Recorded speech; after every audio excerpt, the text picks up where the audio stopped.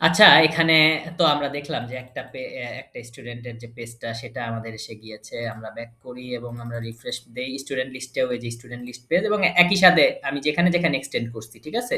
এই দেখেন আবার আমরা কিন্তু যে সিঙ্গেল স্টুডেন্টের যে ছিল, সিঙ্গেল স্টুডেন্ট সেখানে কিন্তু আসে নাই। কারণ সেখানে এক্সটেন্ড করি নাই। না। যেখানে এক্সটেন্ড করেছি সেই পেজে এসেছে হুম, যে একটা স্টুডেন্ট আমার সোনার বাংলা আমি তোমায় ভালোবাসি। ঠিক আছে? এই দুটো কথা এসেছে। এখন আমার কথা হচ্ছে যেগুলো তো আমরা বুঝতে পেরেছি, তাই না ভাই? জি, এগুলো আমরা খুব ভালোভাবে বুঝতে পেরেছি। পেরেছি। এখন আমার কথা হচ্ছে এখানে যে টাইটেলটা আছে, এই যে টাইটেল, ঠিক আছে? আমি কিন্তু বলছি ব্লক কনটেন্ট না লিখে আমরা ব্লক এক্স ওয়াই জেড ও লিখতে পারি। হ্যাঁ, হ্যাঁ। তো এই টাইটেলকে আমি যদি ব্লক ট্যাগের মধ্যে লিখি, ব্লক ট্যাগের নিয়মটা কি? যদি ব্লক ট্যাগ যেই মেন পেজ সেই মেন পেজের কাছেই যদি শুধু থাকে, যেই পেজে এক্সটেন্ড করা হয় তার কাছে যদি না থাকে, তাহলে সে ব্লক ট্যাগ সহকারেই শো করবে। ব্লক ট্যাগ সহকারেই শো শো করবে। করবে। কিন্তু মেন পেজের কাছে যদি আরেকটা ব্লক থাকে, তাহলে মেন পেজ এবং এক্সটেন্ডেড পেজ দুইটা পেজে ভিন্ন ভিন্ন আউটপুট শো করবে।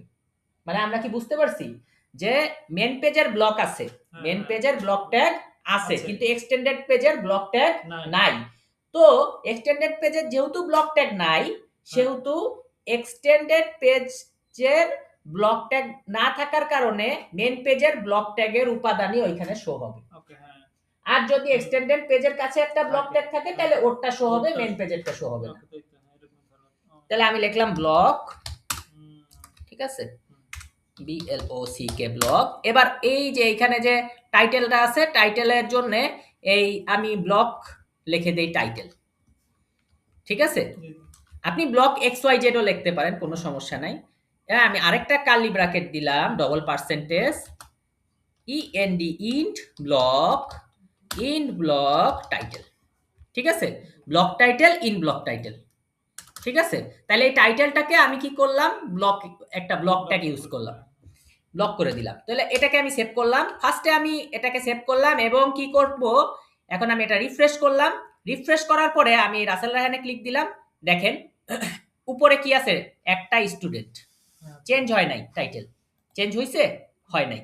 ঠিক আছে? হুম। এবং এই দেখেন এইখানেও কিন্তু দেখেন যে স্টুডেন্ট লিস্ট আছে টাইটেলে। চেঞ্জ হয় নাই। কিন্তু আমরা কি করতে পারবো? এখন এক্সটেন্ডেড পেজে যদি আমরা এখন কোনো একটা ব্লক এড করি, করে দেখি। ঠিক আছে ভাই? তাহলে এক্সটেন্ডেড পেজের নাম কি? এহ, একটা হ্যাঁ। স্টুডেন্ট। তাহলে এই যে একটা স্টুডেন্ট। সো আমি ব্লক কনটেন্টটা তো পরে, ব্লক টাইটেলটা আগে, তাই না? তাহলে কার্লি ব্র্যাকেট ডবল পার্সেন্টেজ আমি লিখতেছি BLOCK ব্লক টাইটেল। তাহলে এখানে আমি একটি টাইটেল দিলাম, alter shift down arrow, just ইন্ট ব্লক করে দিলাম। এবং এইখানে আমি একটি টাইটেল দিচ্ছি, সেইখানে আমি টাইটেলে লিখতেছি ডবল কার্লি ব্র্যাকেট দিয়ে আমি লিখতেছি স্টুডেন্টের নেমটা, বা শুধু স্টুডেন্ট লিখলাম তাতে স্টুডেন্টের নেম আসবে। তাহলে আমি যেখানে যাব সেখানে আর স্টুডেন্টের নেম আসবে। এবার আমি এইখানে রাসেল রায়হানে ক্লিক দিলাম, দেখেন উপরে লেখা আসছে রাসেল রায়হান। হ্যাঁ, দেখছেন টাইটেলটা কি চেঞ্জ হলো কিনা? হয়েছে। হয়েছে, তাই না? হুম। তাইলে ওইখানের জন্য, এখানের জন্য টাইটেল কি ছিল? Student list. আর এখানের জন্য টাইটেল ছিল একটা স্টুডেন্ট, কিন্তু সেটা চেঞ্জ হয়ে কি আসলো? রাসেল স্টুডেন্ট রায়হান। নেম। হুম। স্টুডেন্টের নেম আসলো। সিয়াম ভাই ক্লিক দেই, দেখেন উপরে আসছে সিয়াম, স্টুডেন্ট নেম সেম। এখানে আসছে একটা স্টুডেন্ট। মাহাদিতে ক্লিক দেই, উপরে দেখেন আসছে মাহাদি, নিচে আসছে একটা স্টুডেন্ট। হ্যাঁ। এবং এই রাসেল রায়হানে ক্লিক দেই, দেখেন নিচেও একই জিনিস। জি। ঠিক আছে? হ্যাঁ। আর একটা স্টুডেন্ট ছাড়া যে আরেকটা ছিল সিঙ্গেল স্টুডেন্ট, সেখানে যান, সেখানে দেখেন কোনো রকম চেঞ্জ নাই। তার মানে এই ব্লক ট্যাগের কি আমরা আরো একটা এক্সাম্পল বুঝতে পারলাম ভাই? জি। তাহলে ব্লক ট্যাগের মেন উদ্দেশ্যটা কি? ব্লক ট্যাগের উদ্দেশ্য, যদি ব্লক ট্যাগ এই এক্সটেন্ডেড পেজের কাছে না থাকে, হুম। তাহলে মেন পেজের ব্লক ট্যাগই এক্সটেন্ডেড পেজের ব্লক ট্যাগ। হ্যাঁ। ওর কাছে যদি না থাকে, ওর কাছে না থাকলে ওরটারেই ও নিজের মনে করে নিতে পারবে। হুম। ঠিক আছে? জি। এরকম হয় না যে মানুষ বলে যে ভাই তোমাকে এই রাবারটা দিলাম বা তোমাকে এই কলমটা দিলাম, যতদিন পর্যন্ত তুমি নিজের কলম কিনতে না পারতেছো ততদিন পর্যন্ত আমার কলমই তুমি শেয়ার কইরো, আমার কলমই তোমার কলম। হুম, হুম। ঠিক আছে?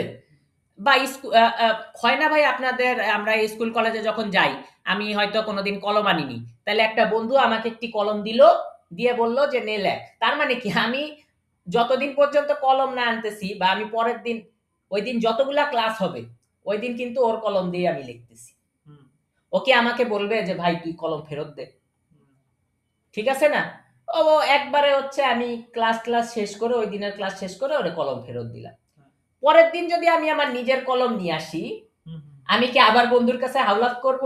না প্রয়োজন নেই তো। প্রয়োজন নাই তো। তো অর্থাৎ বিষয়টা হচ্ছে নিজের যদি এক্সটেন্ডেড পেজের ব্লক থাকে তাহলে ও কখনোই হচ্ছে কি করবে না, ও হচ্ছে ওই মেন পেজের কাছ থেকে হায়ার করবে না। না। কিন্তু ওর যদি না থাকে তাহলে ও হায়ার করবে। হুম, ঠিক আছে ভাই? আমরা কি বুঝতে পারলাম? জি। তাহলে এটাই হলো ব্লকের উদ্দেশ্য, এটাই হলো ব্লকের উদ্দেশ্য। এই যে এক্সটেন্ডেড পেজের ব্লকটাকে ও ফার্স্টে হায়ার করছে, কিন্তু যখন ওর নিজের ব্লক তৈরি হয়ে গেছে ও কেন আর অন্যেরটা নিবে? ঠিক আছে? এবং ব্লক তাহলে আমরা বুঝলাম যে ব্লক শুধু একটা না, ব্লক চাইলে আমরা যত ইচ্ছা তত কি করতে পারি, নিতে পারি। ইচ্ছা মতো ব্লক টেক নিতে পারি। ঠিক আছে? জি। ওকে ভাই, পরের ভিডিওতে দেখা হচ্ছে।